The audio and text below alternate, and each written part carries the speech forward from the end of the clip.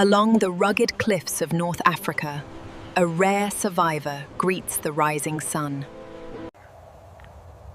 With its crimson bald head and curved beak, the Northern Bald Ibis looks almost prehistoric.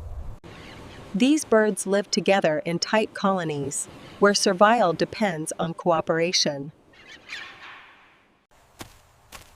On the ground, the ibis uses its specialized beak to probe for insects, worms, and tiny reptiles. In flight, the ibis becomes a master of the wind. High above the ocean, the next generation waits to hatch. Helpless and hungry, the chicks rely completely on their parents. But danger can arrive without warning.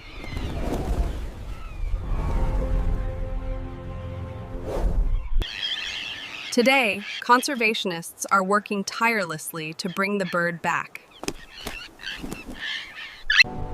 And slowly, hope is returning to the skies.